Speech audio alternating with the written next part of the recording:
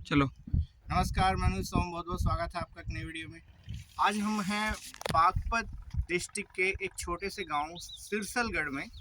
सिरसलगढ़ का नाम ज़्यादातर बच्चे जानते भी नहीं होंगे। ये एक हड़प्पा कालीन साइट है और वर्तमान की अगर आप बात कीजिए, देखिए ये जो खेत है इसमें वर्तमान में सरसों की खेती हो रही है और ये एक प्राचीन स्मारक है। यहाँ पे दिखाइए। हालांकि देखिए,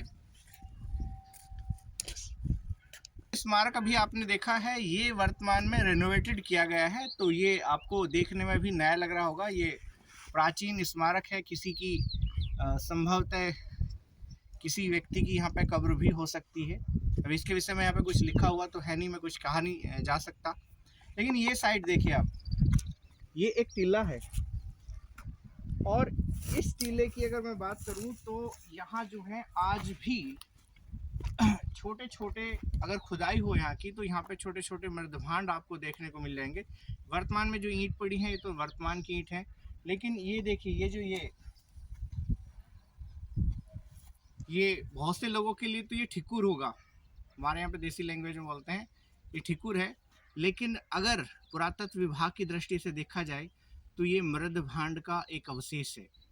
ठीक है, तो वर्तमान में ऐसे यहाँ बहुत सारे ठिक्कर टाइप जो हैं ऐसे अवशेष मिल जाएंगे, लेकिन पुरातत्व विभाग के द्वारा इन स्थानों की अनदेखी की गई। एक टीला सा बनकर रह गया है और अधिकांश लोगों के लिए तो एकमात्र टीला है। लेकिन अगर यहाँ पे खुदाई की जाए तो संभवतः यहाँ से कुछ अवशेष प्राप्त हों, क्योंकि ये जो बरनावा से लेके और इधर सिनोली जो बागपत जिले में है, सिनोली की अगर मैं बात करूं, सोनीपत, ये जो सब साइट, ये महाभारत कालीन साइट या फिर पूर्व हड़प्पा कालीन साइट है और इनमें अगर खुदाई हो तो बहुत सारे अवशेष यहाँ पे मिलेंगे। लेकिन हमारा जो पुरातत्व विभाग है उसे इतना फंड नहीं हो पाता, जिसकी वजह से इन स्थानों को जो है अनदेखा किया गया है गवर्नमेंट के द्वारा और स्थानीय लोगों को इनके विषय में कोई खास जानकारी।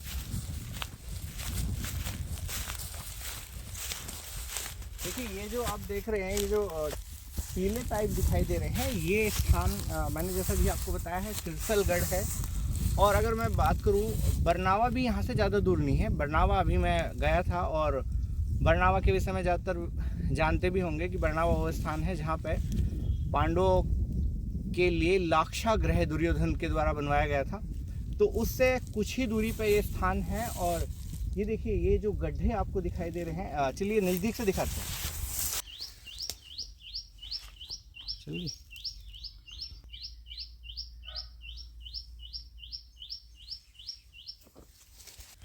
देखिए ये स्थान, ये जो है,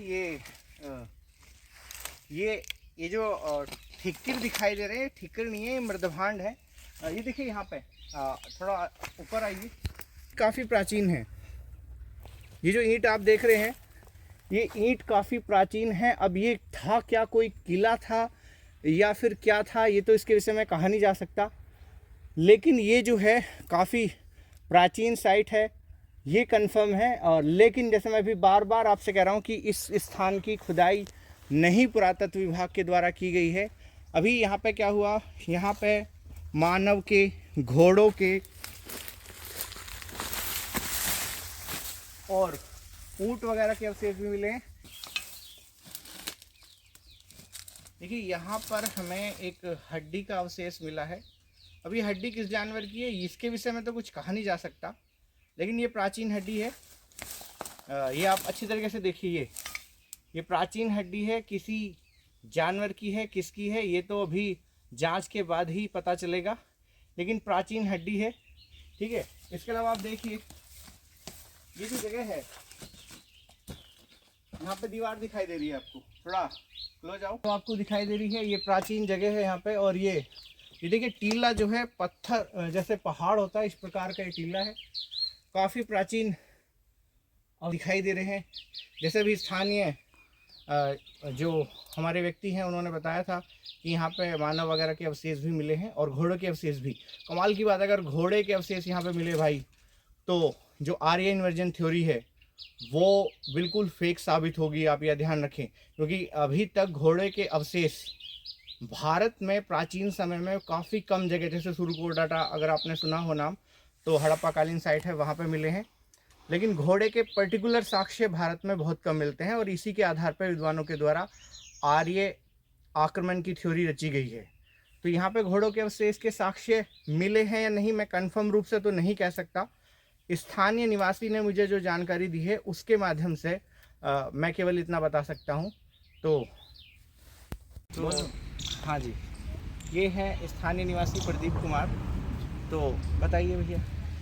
ये जो हमारे पुराने बाप दादाओं के ज़माने में ये जो हमारा गांव है पूरा, इधर को घुमा लो गांव भी दिखा। ये जो गांव है हमारा पूरा, तो ये खेड़ा इस तरह से कुछ दुर्घटना हुई या कोई अपशुगन हुआ, कुछ भी हुआ, ये गांव इस तरह पलटी मार गया। तो यहाँ काफ़ी ऊंचा टिल्ला लग गया। तो इसमें खुदाई भी हुई, इंसान को भी खोपड़ी भी निकलती है, जानवरों की भी निकलती है, मटके वगैरह भी निकलते हैं, सोना वगैरह भी निकलता है। और गवर्नमेंट ने इसकी खुदाई बंद करवा दी है, यहाँ तक खाए। अब जो कोई खुदाई करता है उस पर जुर्माना लगेगा क्या था।